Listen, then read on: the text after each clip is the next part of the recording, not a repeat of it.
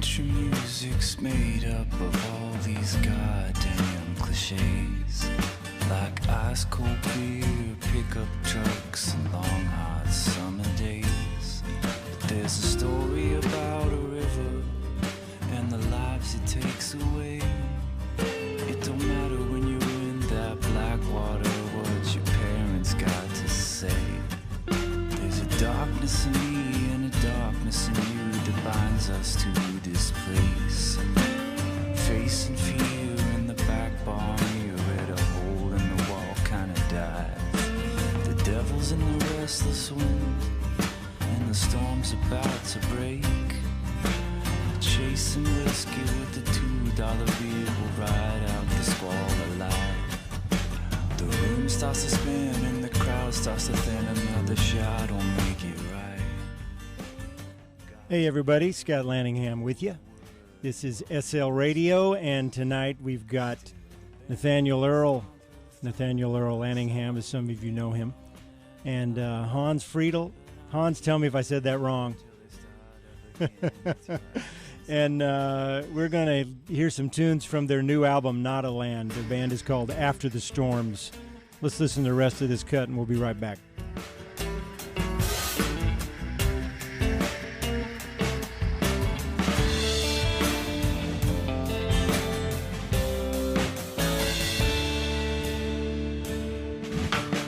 Country music ain't nothing but a worn-out turn of phrase.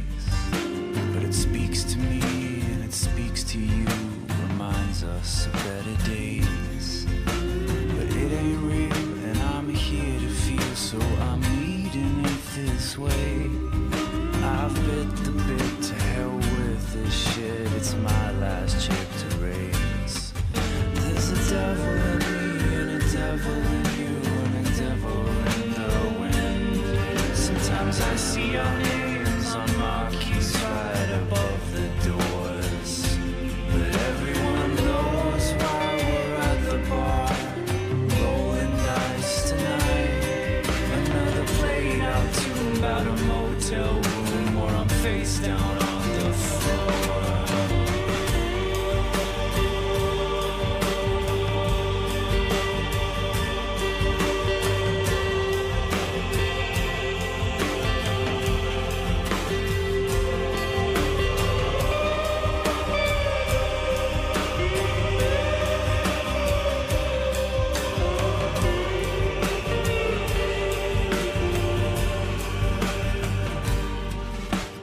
Country music's made up of all these goddamn cliches, of stale beers, too many years, and broke down Chevrolets.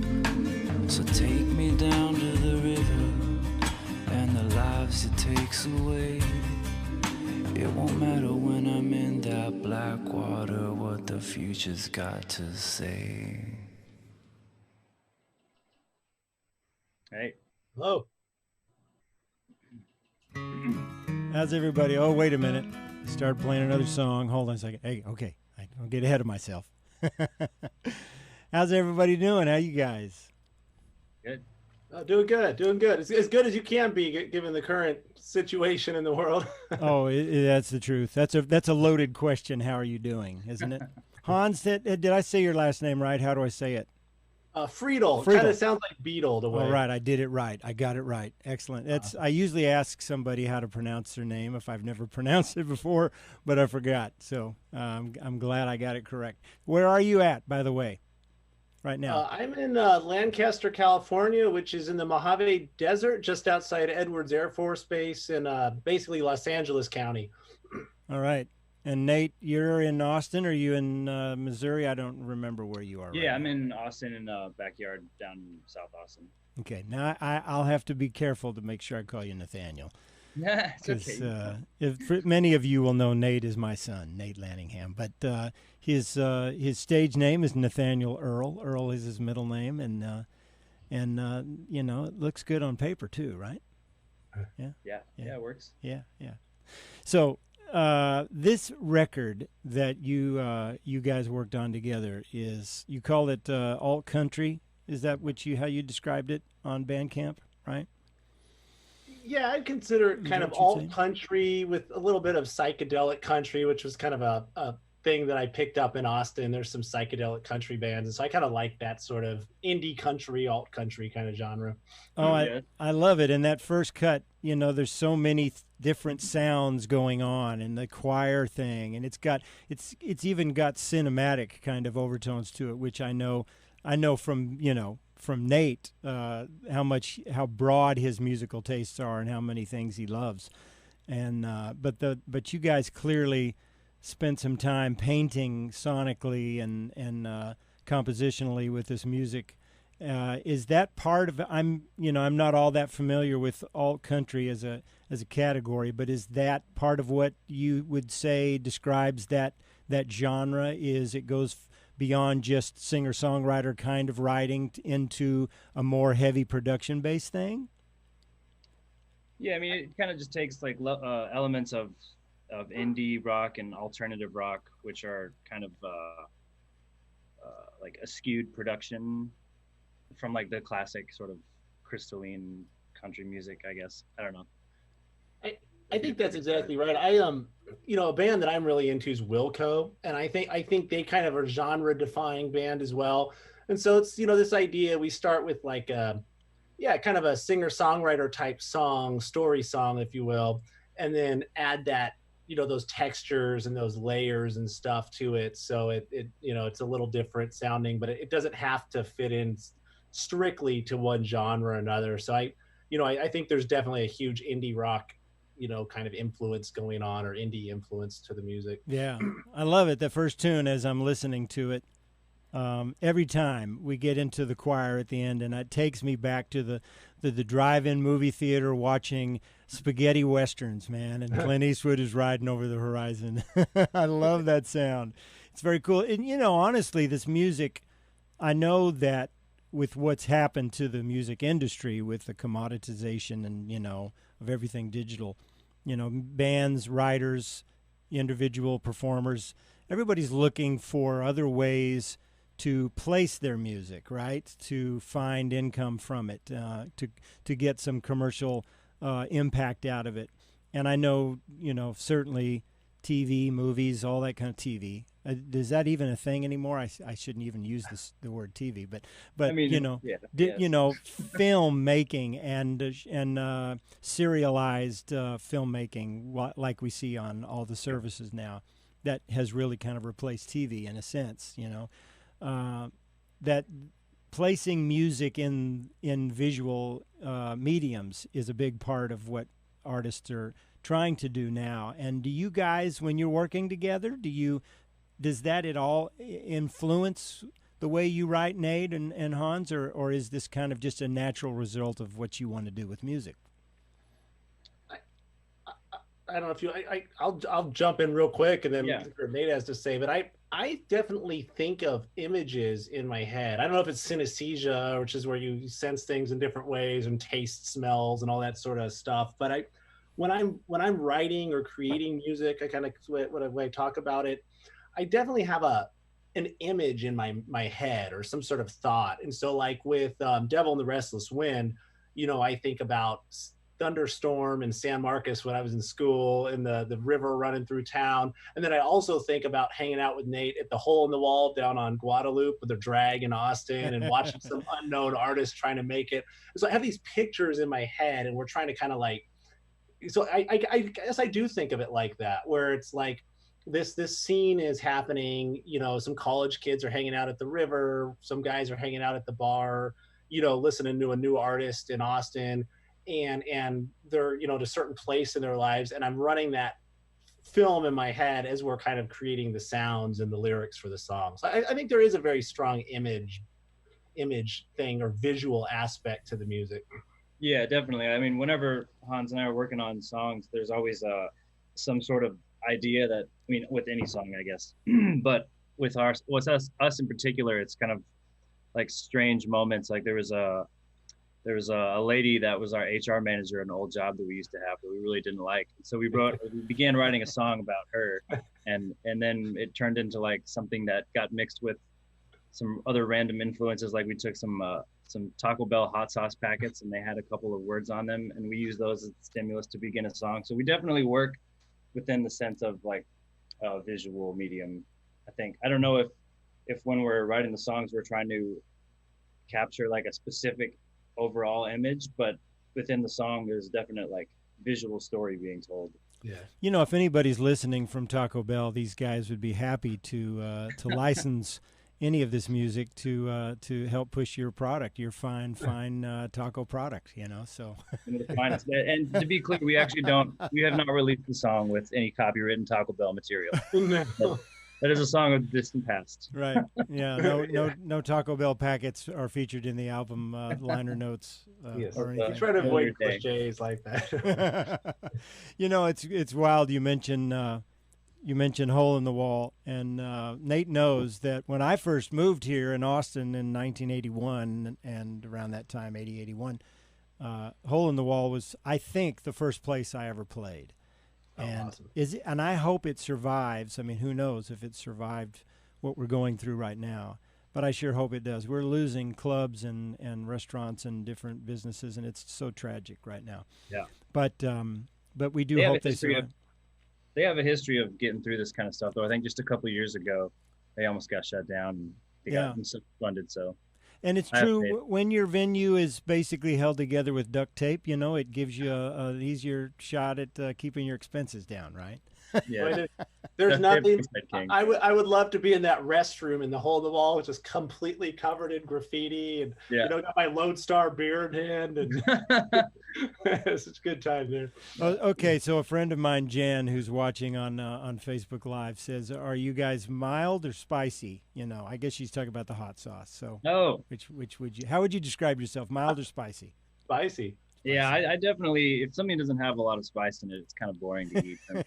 I'm fired. Fire now, you know, Taco Bell fire, that's some dangerous stuff, you know, right? It can be dangerous. It's illegal now, isn't it? in 20 states, especially California. It's illegal in California. It's known to cause cancer in California. Like country music is also known to cause cancer in California. We've got there's a few tunes on this record that we certainly want to share. So why don't we play another one, and then we'll come back, and I want to talk a little bit about how you guys met and how, you know, what made you decide to work together and your approach to creating this stuff. Okay. So what do you want to, I'm going to let you guys make the next call. What would you like to share next? One-way trip. One-way trip is a good one, I think. One-way trip? Yeah. Okay. Let's listen to One-Way Trip. This is from After the Storms, and this is a new release of theirs called Not a Land, and you can buy it and support them. It's an incredible value at $5 for 6 tunes on Bandcamp, and the link, I think, is afterthestorms.bandcamp.com, right? We're also on iTunes and Spotify now, too. Okay. So anything, you know, every little bit to help artists keep things going through a time like this is critically important. And I don't want to get preachy, but, you know, music is, we've got to keep the artists supported, and we got to keep the music coming, because that's one of the very special universal languages that we all can connect through, right? And we've got to keep that going, because there's a lot of crap going on right now. And a lot of people are mad at each other and not listening to each other. And sometimes when we can all listen to a great piece of music, that calms us down and helps us reconnect and feel like family again. So that's the end of my speech, I promise. But so Bandcamp, afterthestorms.bandcamp.com is where we're playing it from, and you can support them there. But also, you know, your Spotify or your Apple Music subscription supports them at a great distance, you know, at a very great distance, but it's still important to hear the music. I think Spotify actually has a tip bucket built into it right now. You can actually tip artists directly on their page. Oh, that's terrific. Speaking of tip bucket, I was going to put up on screen that where is it? I had a let's transition this shot. Did it show up? No. Well, I'll work it out while the tune's playing, but I've got a link to a virtual tip bucket that Hans set up for us for the show. So if anybody wants to just PayPal a tip to the guys to show them support for their tunes, we'll make it easy for you. I'll find that link while we listen to One Way Trip. Here we go.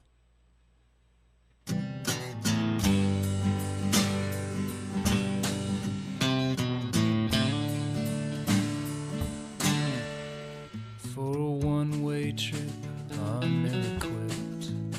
I'll go as far as I goddamn gotta go. Got sick of love, feeling like a rerun. So I packed my things, pawned our rings, hit the road.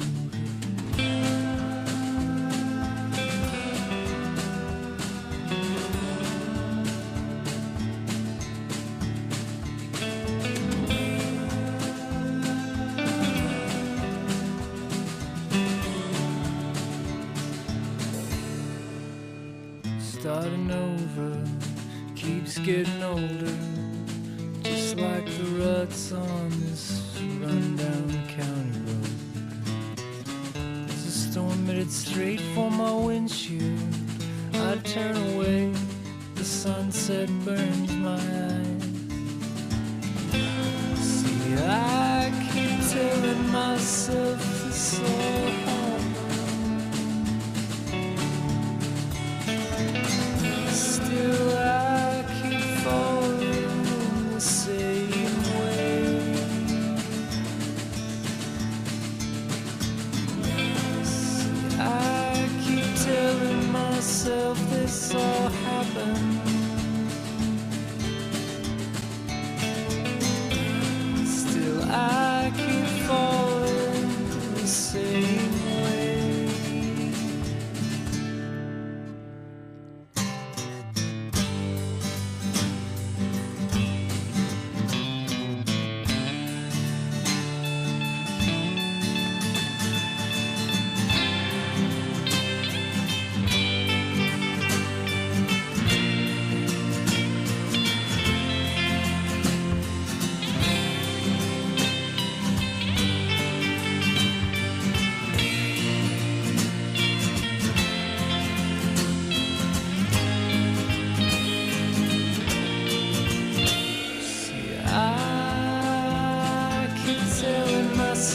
This all happened.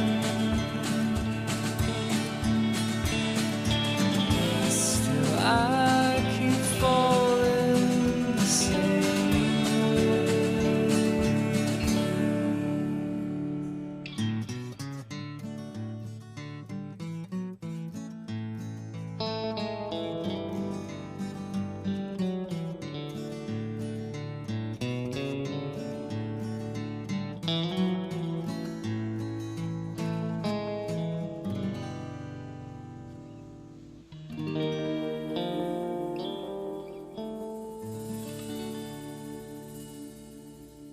Very nice. Nice, guys. Thank you. It's a great tune. You make these little turns on different corners, totally unexpected stuff. I love that. It's really cool. Yeah. So I jumped ahead into some of that other stuff earlier, but how did you guys meet? When did that happen?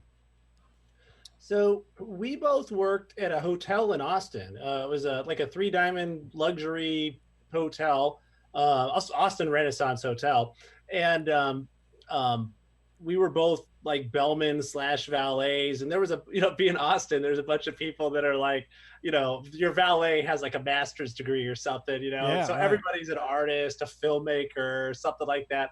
So we met there and we talked about music and stuff, and Nate and I kind of hit it off. And I think I actually started working there first. I think I remember when Nate started. I started in 2008 on Halloween Day was my first day. And so that's how we met. And then, kind of started talking about music and stuff. Yeah.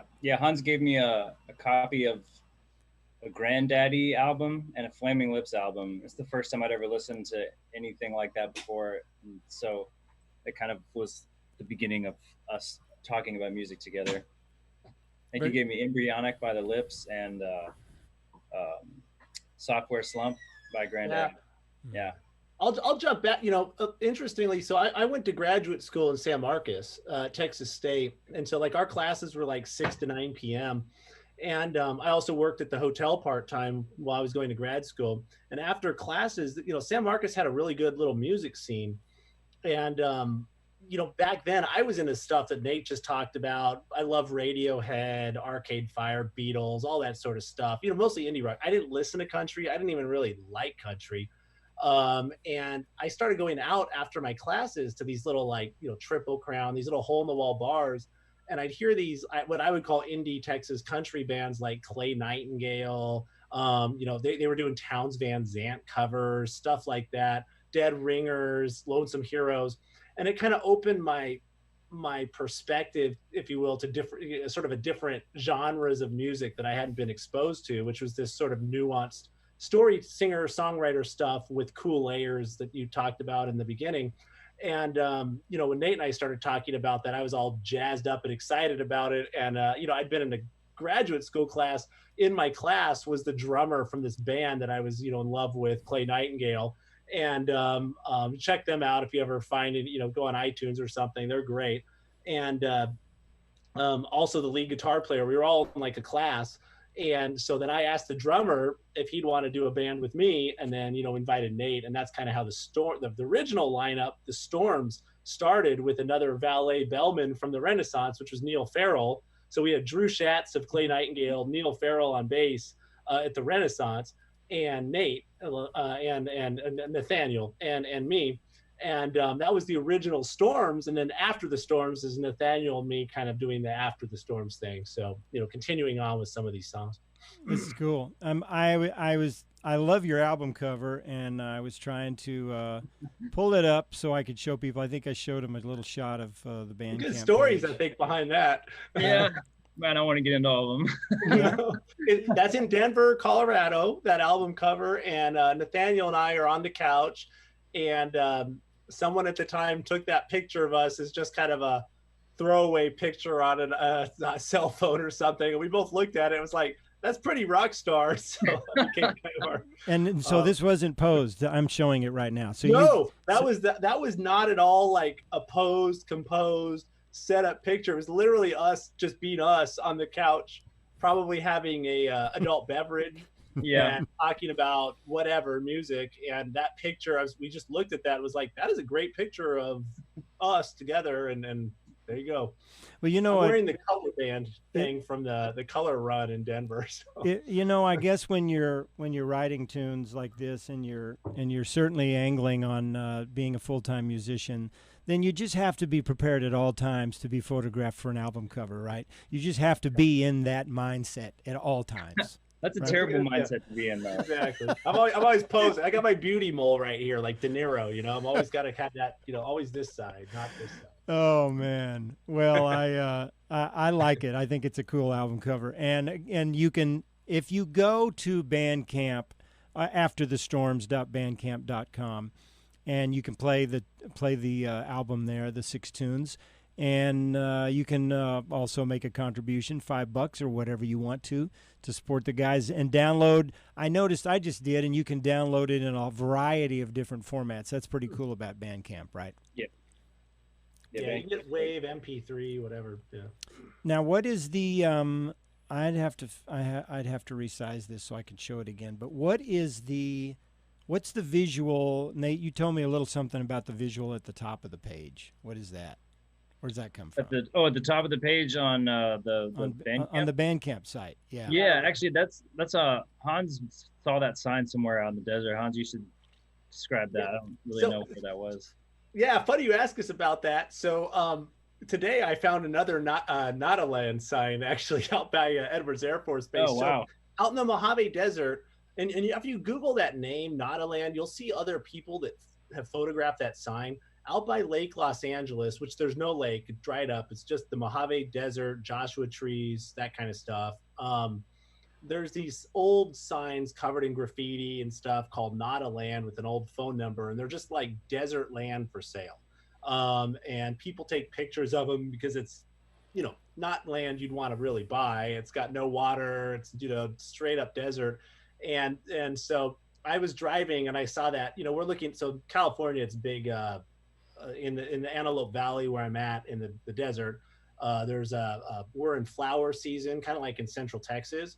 So there's all these poppies and flowers. So we were driving around looking at flowers, and I saw this sign and thought, oh, what a crazy, it hits on so many levels. Not a land, no land, yet it's for sale. And it's like, buy this nothing land and all that. And so they're all throughout the desert. So I snapped that picture, and that I talked to Nathaniel and was like, that's a great album title for it. It hits on different levels, and I thought, cool.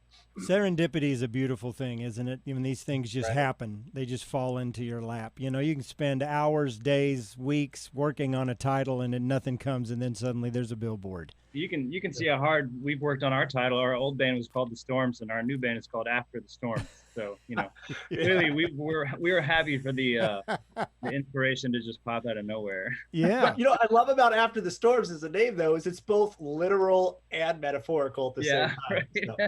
I don't know. There's still some storms going on, but little irony there, Yeah, that's true. Yeah, they're After the Storms. Well, even though there are storms going on right now, it definitely works as a phrase that people are used to hearing, right? Yeah. And that's cool. Let's play another. It's kind of like this too shall pass, and I think it hits on that too, is that, you're always moving forward on a one-way trip through life. You can never go back, but we're looking back, and we had this idea of future nostalgia when we wrote a lot of our songs, was something Nathaniel and I've talked about. And then thinking about kind of after the storms and actually thinking about the stuff going on. It's like that this too shall pass kind of saying, that there's going to be a time after the difficult time, but then when you get past the difficult time, you're going to look back and think, oh, there were some good times in that difficult time we had too. And it's that kind of weird space. We call it future nostalgia, but that kind of headspace that I think colored a lot of our songs. Yeah, there's definitely a lot of that in the lyrics. A lot of the stuff we wrote was kind of about like wanting to escape from just the basic of everyday life, sort of this nostalgia for being the Rambler or something. And we haven't not been Ramblers, but we've also had a little bit of interesting developments in our own personal lives over the last 6 or 7 years since we started working on these tunes. And it's kind of funny how there was some foresight while we were writing them. And so now the future nostalgia is sort of something that we almost are using satirically instead of as an endorsement, Yeah. Yeah. How do you, I want to play Blue and Yellow, by the way. I really love that tune. Cool, but before I do, just share a thought or each of you, some thoughts about how your, the very thing you were just talking about. What are you taking away from what we're going through in terms of, everybody's got the stuff that they're stressed about and that they're worried about, and I count myself blessed that my work was already digital. I was already working from home. It hasn't disrupted my life on any scale compared to what so many people are going through. But you can certainly feel it, and you see it in the news, and about it. There's a lot of suffering going on, but we always know in the midst of things, in the midst of difficult times, there are always some lessons and opportunities, right, in the middle of all of them. And I wouldn't be so presumptuous to say that I could figure out what that is for everybody. But I know for me, it's given me a lot of things to think about in terms of how I spend my time and the things that I value, and how much I do reach out to have a rich sense of community. It's one of the reasons I wanted to do these streams, and support artists and have these conversations. What are you guys taking away from this time that you're having to go through right now, and in that manner, in terms of how it's affecting the way you feel like you want to move forward out of this? One thing I was actually thinking about, it's funny we were talking about this, I was thinking about today when I was driving, is, before this happened, that world of 7 or 8 months ago, the world to me, the earth that we live on, was starting to feel kind of small. I mean, every time I got on Facebook, somebody's like, hey, I just got $100 tickets to South Africa, or I'm going to, New Zealand for the, week, or Paris or whatever. And I was thinking a lot about at that time, like, is there any new place to go? People are going on these vanity trips to Antarctica and stuff. And it's like, we've been everywhere. And so the world was feeling small. And since this happened, now, airline travels collapsed, international travels basically collapsed. I'm thinking a lot about how the world has become big again, but also individually small. So like in California, we can't go camping. All the trails are closed. The beaches, I'm an hour and a half from Santa Monica Beach. All the beaches are closed. The campgrounds in the desert are closed. The trails are closed. So on one hand, it's claustrophobic. This is my world. It's gotten very small. And that idea of going to France or going to, Costa Rica for a week or something seems impossible. So it's weird. I was thinking about this weird dichotomy where the world's gotten huge again, where a trip is it's a crazy luxury to think of flying to Belize or something. But then how much I want to go camping or go to the beach just an hour and a half away, and how cool that'll be again when I can do that and when we can do that. And so that's something I've thought about, just appreciating, being able to go on a little road trip. Life is normal, I think, is a huge thing. And that's something I've been thinking about. And I hope that there is some sort of normal at the end of this and we get back to something like life was. I don't know. It's my social interaction talking to people is going to Walmart now or the store or something. And that's about the only place outside of my, my fiance, Kelly, and that I interact with other people. Those are great. Those are great thoughts. That's a really interesting perspective on it. I've heard different people say different things. I really like how you articulated that, Hans. And Nate, how's it been impacting you? What have you been thinking? It's weird. For the last year or so, a little bit more than a year, I've really taken a lot of time away from most social activities. Anyway, I've been kind of spending a lot of time working on music and just working on my mental health and kind of staying not in isolation, but a little bit more consolidated life. And so when this all started happening, it wasn't as abrasive as a shock for me as I think it might have been for other people. But something that I have noticed and that I am grateful to see, and something that I'm having an enhanced opportunity to do, is just spend time in nature without purpose of an activity. With just like, there's a park not 200 yards from my front door that I go and walk through every day for a couple hours, and just to be able to have the amount of time to kind of find purpose within just existence instead of like climbing some sort of ladder of accomplishment or progress. Not that those things aren't important, but there's a kind of serenity that this time is offering a lot of people, I think. And I know for me, definitely. And so I think that maybe that calming effect will bleed over into what comes after this. Maybe the world will become a little bit bigger again and a little bit less convoluted, maybe. I don't know. I love that. I mean, I was thinking about that. It made me think about a Facebook post that I did just a couple of days ago that a few people have, commented back on. I was recycling a blog post that I wrote, I think, almost 3 years ago, maybe about 3 years ago, that I'd on my little website, scottlanningham.com. It had been, I called it Family, Peace, Interdependence. And it was really, it was a reflection after coming back from my stepfather's funeral and getting together with family and realizing how we've evolved and how much we appreciate each other in spite of maybe, ups and downs over the years, realizing that the interdependence that is truly what life is about on this planet. When we embrace it, it transcends the other problems, right? That's the path to getting beyond those problems. But I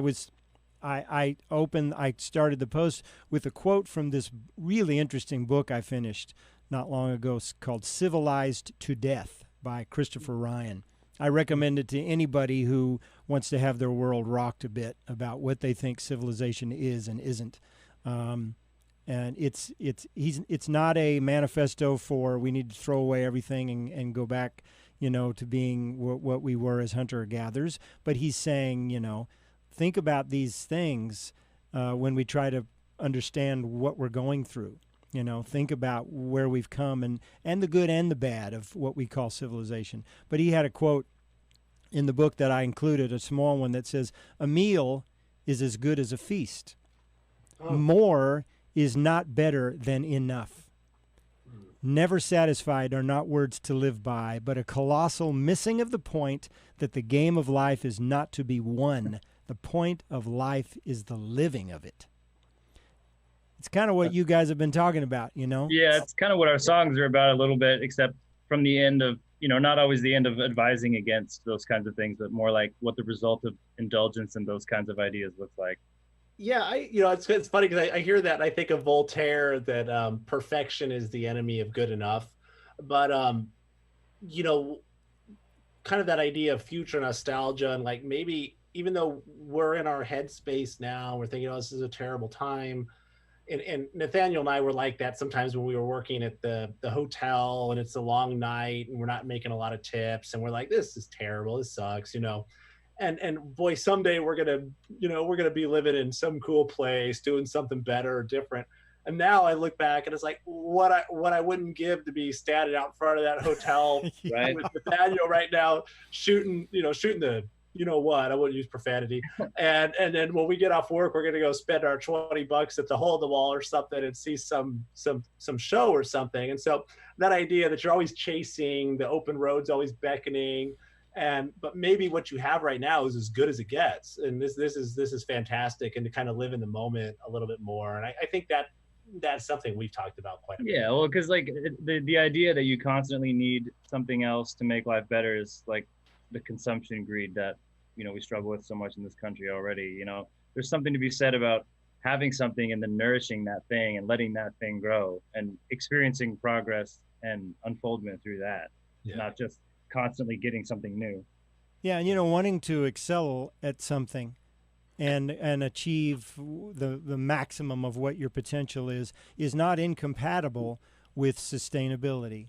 And I think that's one of the things that this experience is making me ponder even more, and maybe a lot of people, I'm sure a lot of people, that there are ways for us to pursue excellence and creativity and expression and the rich nature of diversity in our world, and there's nothing wrong with striving to be great, but we can't do that and lose sight of what it means to sustain, to be sustainable, and to have a tide that rises that lifts all the boats up, to whatever height they're able to get to. Because the way we're doing things, if there was ever a time when the dysfunctionality of the way we've been running our lives has become laid out bare for us, it's been through this, Yeah, what are we chasing all the time? We're never going to be younger or more beautiful than we are right now in this moment, And I think if we have that attitude,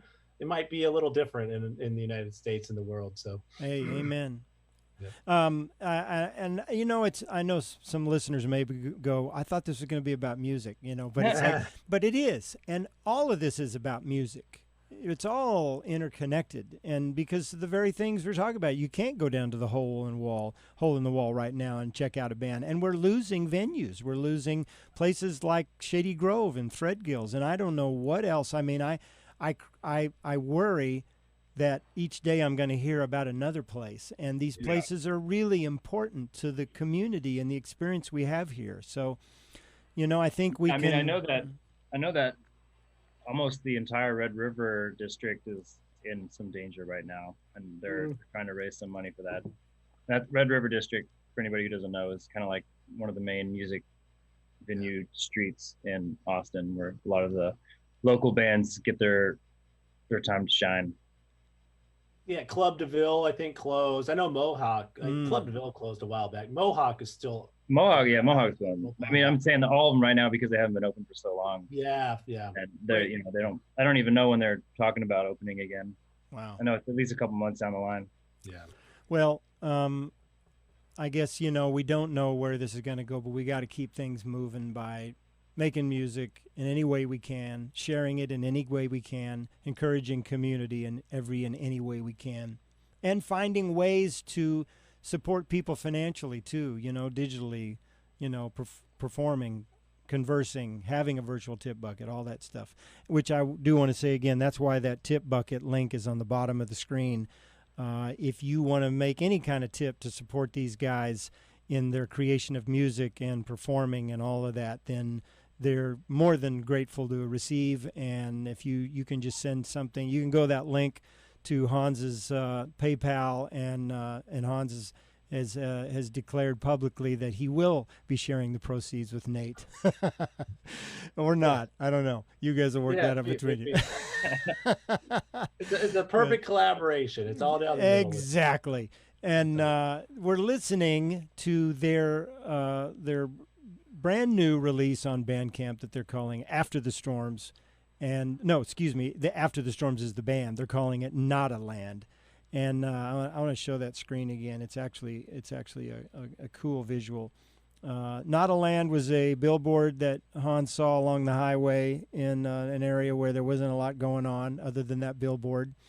And the album cover was a random photo that a friend took of them. It's not posed. They promised to me it was not posed. I don't believe them for a second.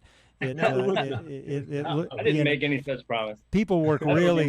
Taken, but people work hard to achieve hipness in their photos, and it just came naturally to you guys without even trying, I guess. I don't know.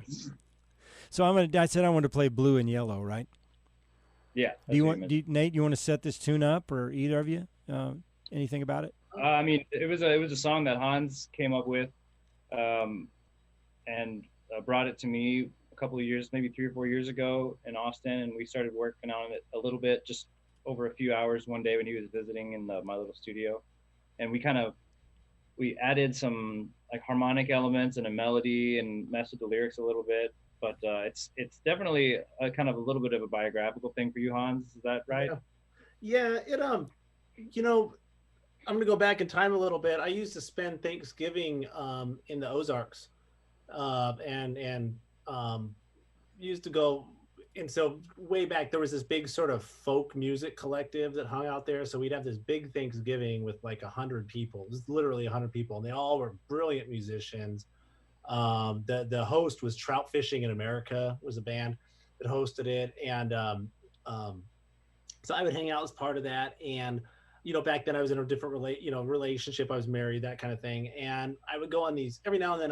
The music would just be like a little too much, all the people singing, and they're all brilliant, and I would go on this run through the Ozarks down this dirt road, and there's fog, and it's like time hasn't passed there, and just go kind of on a long run. And I think that's kind of where Blue and Yellow came to be. Blue and yellow are my favorite colors, but it was kind of, again, that idea of like looking back and thinking, oh, this was a great time, but was I truly present in that time? And I was always kind of thinking about what's next, and the impact that has on relationships sometimes. And not being able to sit there and listen to 2 hours of amazing Grammy-winning folk music in person at a Thanksgiving. I've got to go running through the hills, and I think some of those kind of things, we talked about a little bit on that song, and that's what it's about. Very cool. Well, it's a very apropos to the discussion we're having tonight too. So, let's play Blue and Yellow by After the Storms from their release Not a Land. That's on Bandcamp at afterthestorms.bandcamp.com. We're going to listen, then we'll come back, talk some more.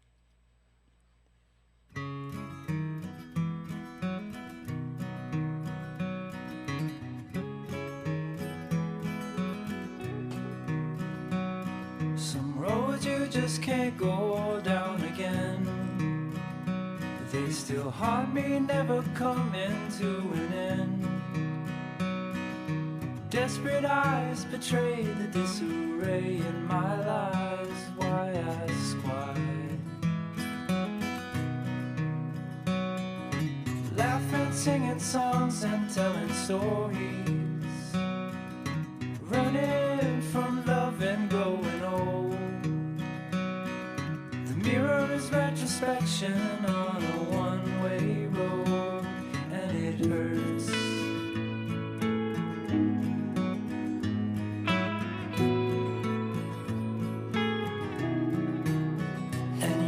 Keep writing histories, counting years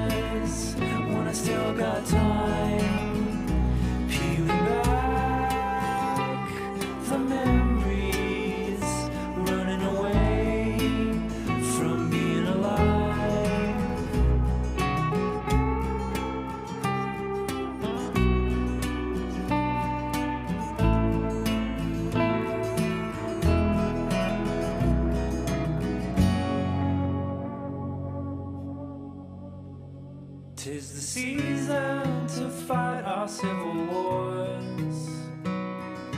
Fantasies and dreams all run their course.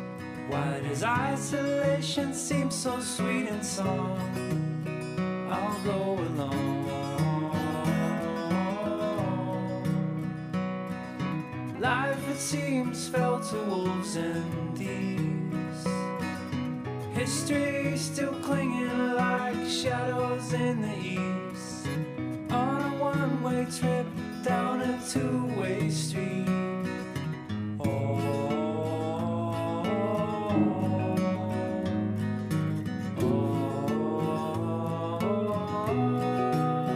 And yet I keep writing histories, counting years when I still got time, peeling back the memories, running away from being alive.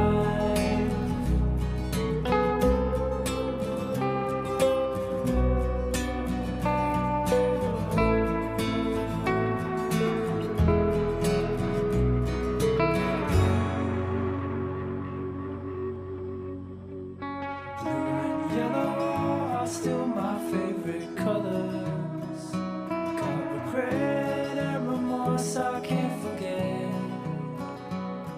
Quiet beside the road, watching lives come and go. Why ask why? Why ask why?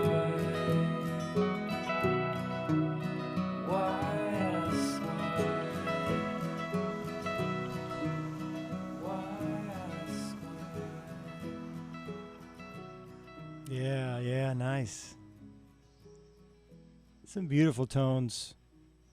I love the visuals that tune paints. You know, the sounds. I gotta give a shout out to Nathaniel on that. His lead guitar work on this is old 52 Telecaster thing that we had, and it was sublime, the stuff he did. You know, I listened to some of the playbacks when we were recording it. I can still go back at the studio, you know, when we were in Austin and hear that. And I was like, oh my gosh, I get chills hearing that stuff. And it was that's all Nathaniel.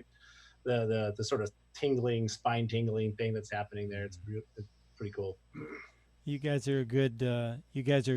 You make great stuff together. You want to talk, Nate, a little bit about the construction of that tune, because some, you know, the clearly there's, you know, stripped down just how it sounds live kind of work, and then, you know, I mean, this album, there's a lot of production that went into achieving the sound you were looking for with this. You want to talk about, you know, what you did with this tune to create the atmosphere you did with it?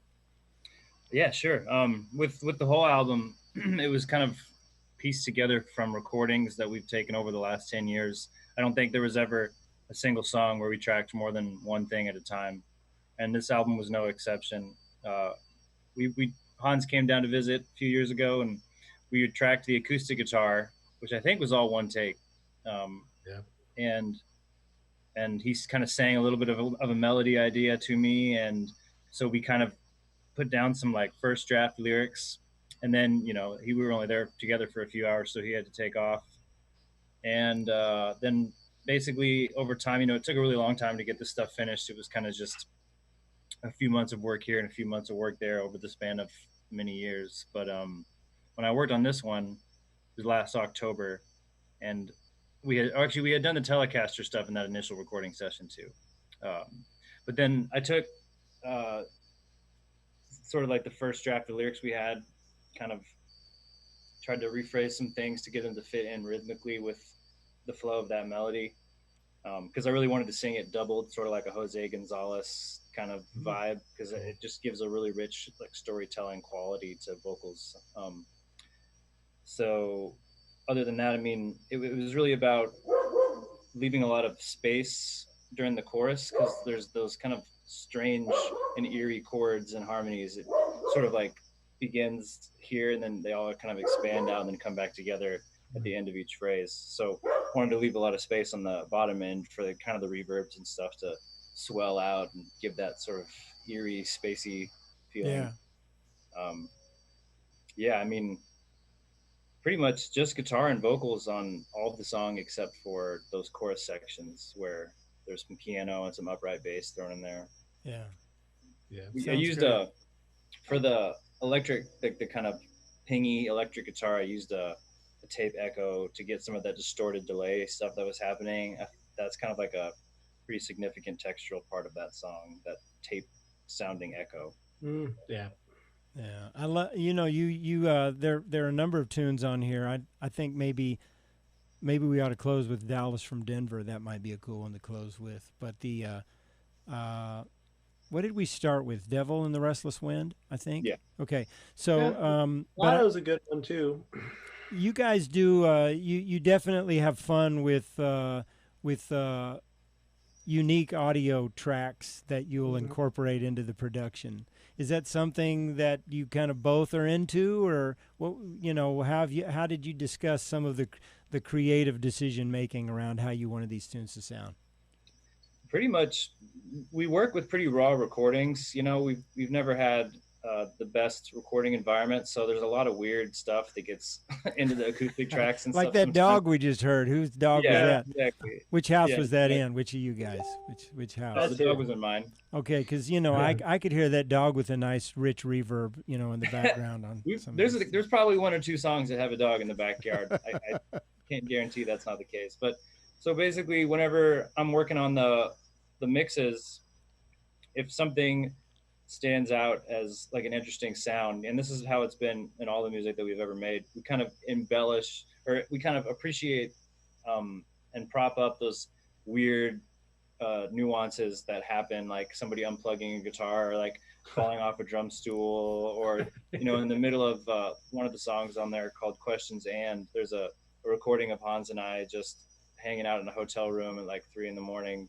working on a song, and he's getting kind of annoyed at me because I'm pretty drunk, and he just like starts counting off the song really quickly. And it was just such a funny little recording in a song that is very satirical and almost humorous anyway, that it just felt like it fit. So I just threw it in there and sent it to him. And Hans is so open-minded with that kind of stuff. I feel like I have a lot of creative freedom within producing these songs. Hans is pretty open-minded.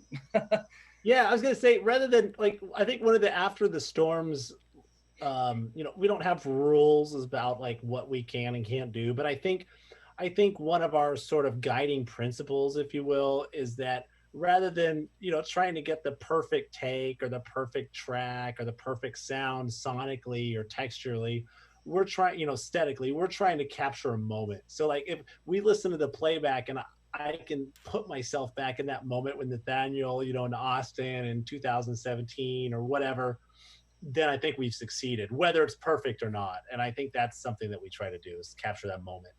I love that. And I think that's one of the things I like about the record. It's got a rawness to it, but it's got a richness to it. It's like a neat intersection point between rich production technique and rawness, like you cut it in the garage, but it doesn't sound like it was cut in a garage, but it still has that atmosphere to it. That's definitely what we hoped to achieve. So I'm glad to hear you say that. Yeah. Sometimes you put it out there and you're like, is it terrible or is it good? And you just don't know because you lose context after listening to it so many hundreds of times.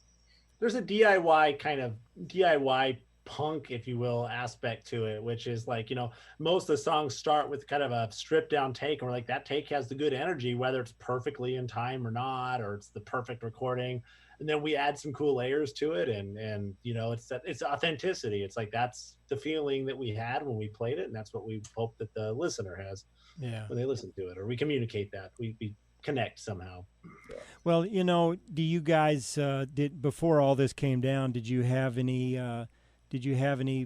ideas or thoughts about trying to present any of this stuff live? I know you've worked together live before and you're in different places now, but had you talked about that at all and before this came down? And if so, how would you I know, Nate, you got some other people that you guys have played with before, but how much of this kind of recording and mixing that goes into a product like this, how much does that restrict you from going, I don't even know if I want to do this live because there are so many elements? Or is it like, yeah, we could still do this live. It's not gonna sound quite like what we did here in the recording. Yeah, I mean the arrangements themselves, there are a lot of like small things that probably couldn't happen live, but overall, it's less than 5 parts per song typically. So it's something we could do live. We just always live in different states. Like our goal, at least I know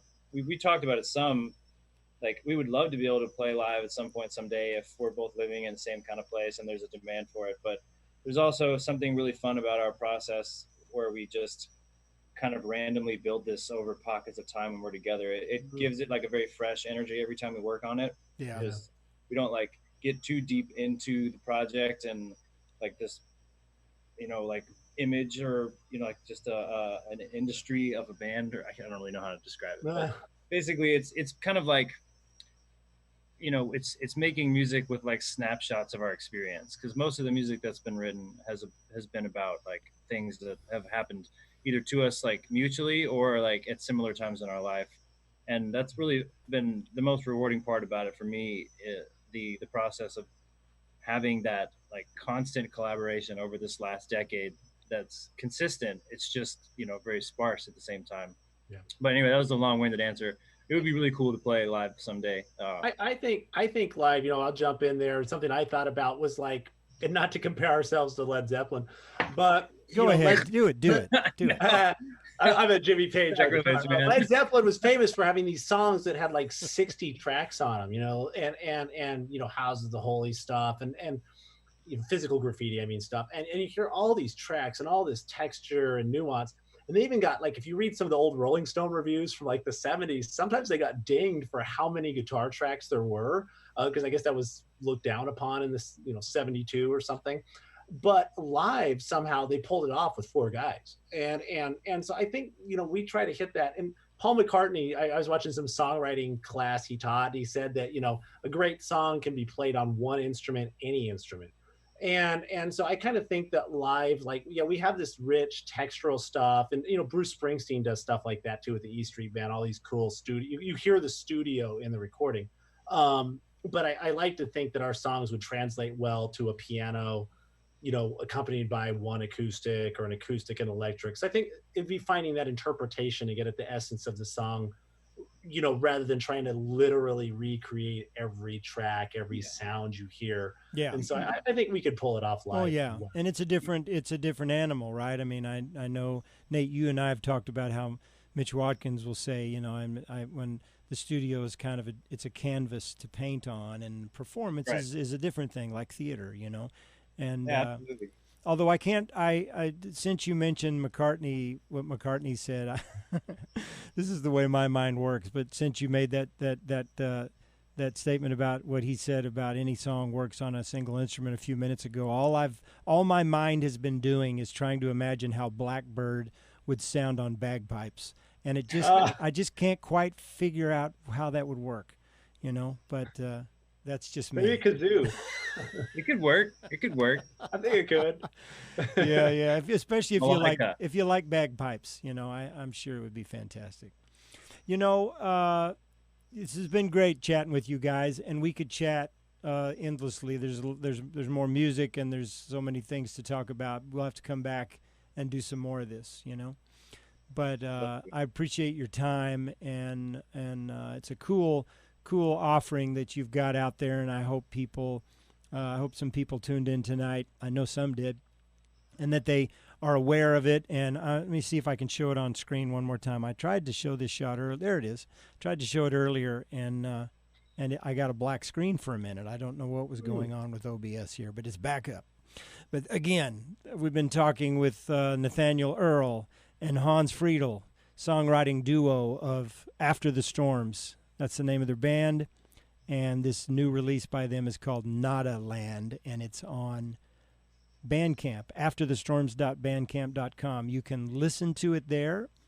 You can check it out. Then you can decide to buy it and download it, and you can get the MP3s of different quality. You can get the WAV files, whatever it is that you want, and give a little contribution to supporting these guys, like all the artists right now who are trying to stay determined, stay creative, stay positive as we go through this experience, and try to figure out what it's going to look like on the other side. But again, you can support them there, and you can you see the link on the screen to a tip bucket PayPal to support these guys as well. And we're going to close it out with Dallas from Denver. You got anybody want to set that tune up? First off, just thanks for having us on here. Yeah, man. Been really fun, cool experience. You know, we can talk to each other about our stuff endlessly because it's exciting, but it's really fun to be able to share that with you and whoever is listening. So thanks for the opportunity. You're so welcome. And I repeat that. Yeah, thank you so much for having us, and it's a great honor and opportunity, and it's been a pleasure, and we hope that people enjoy our music. Oh, yeah. They should. It's good stuff, and I love doing these. I'm glad you guys came on. It's really, no matter how many people you talk to, their stories and their take on what we're going through and what they're gleaning from it, how they're coping, where they want to go next, there's as much variety in what people are saying as there is variety in the music that we get to hear. And it all adds value and richness to our collective experience, you know. So thank you guys for taking the time to listen to your muses and your intuition and channel this good stuff out so the rest of us get to experience it. Really. Well, thank you, muses. Thank you. Yeah. So Dallas from Denver, a little quick setup on that tune. Yeah, it's actually where the name After the Storms came from, because Hans wrote the chorus in there, the lyrics to the chorus a long time ago, and we did a 12-string take like maybe 6-7 years ago, which was kind of like the basis for the song. And it's basically just about two stories. I don't know, there's some like pretty personal details in some of the stories, but there's just like a really strange coincidence where on one night we both had like a very similar sort of like strangely spiritual experience involving exes. And we called each other the next day, and he shared his story and I shared mine, and we were like, all right, we got to make this into the song because it's just too much of a coincidence to not write about. Other than that, I mean, Hans, did you have anything you want to talk about regarding it? Well, I think the name kind of refers, that's beautifully set up. You know, the name Dallas from Denver kind of refers to that. I think of it as like the space between, like we've been, you know, I've always lived in Texas or Colorado. And so kind of being in the middle, and then, you know, always longing for Colorado and the mountains, but then looking back and thinking, boy, Austin and Dallas are great. And then, you know, again, that idea of being present and appreciating what you have, and that danger of maybe getting stuck in the middle with not knowing where you're going. And so I think that aspect, Dallas from Denver, is in there, and kind of appreciate, you know, at the end of the day, all cities look the same when you're a mile or two on the, you know, Badlands out of town, looking at the city lights at night, and all cities are the same. So appreciate what you have and live life to the fullest. There's definitely a message in there about just accepting that loss is a part of life, and learning to embrace that and move forward. And that loss doesn't necessarily mean like something negative, you know. You can lose aspects of your life and aspects of yourself that seem like they're really important, something like an ego, you know, and the death of that can be a very painful experience, but out of it you become much stronger and much more like solidified as a person. And so that's probably the primary message of that song, if there was one. That's a good message. Yeah, our mistakes don't define us, but you know, it's part of our narrative and our life, and accepting that. I thought it was about before I listened to it, I just but I think it was the combination of After the Storms with that title Dallas from Denver, which we know that in between them lies the panhandle of Texas. And I thought it was a memory Nate had of when we were in an RV and we all held on to each other while a tornado roared nearby through the night. There's definitely a lot of storm metaphor in our music. Oh, isn't there though? Yeah. Well, and that was a crazy story. I've never heard this story. I'd like to hear this story. Yeah, and you don't want to be in an RV when there's a tornado. No, trailer. I'm gonna do an RV trips version of this show one night where we're just gonna play music in the background, and we're gonna talk about crazy stuff that happened in the RV over the years. So. Oh, man. There's a few. Well, thank you guys. We'll go out on this, and appreciate you guys, and safety and well wishes to you, and prosperity. You know. Yeah. Thanks so much again, Dad. Thank you. Thank you. Okay, man. Here we go. Dallas from Denver, After the Storms from Nadaland.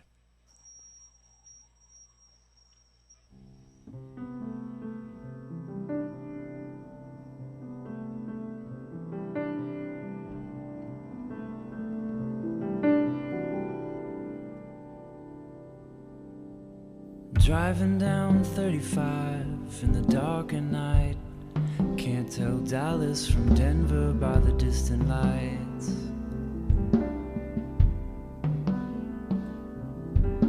Then a course kinda chill crawls into my brain, and I see you driving in a parallel lane. I didn't expect to be near you again. I grip the wheel, this don't seem real. And then there's this small voice on the AM, and it's saying, hey man, just let it go. And you know, I think I'm okay with that now. After the storm is gone, the nights are cold and long.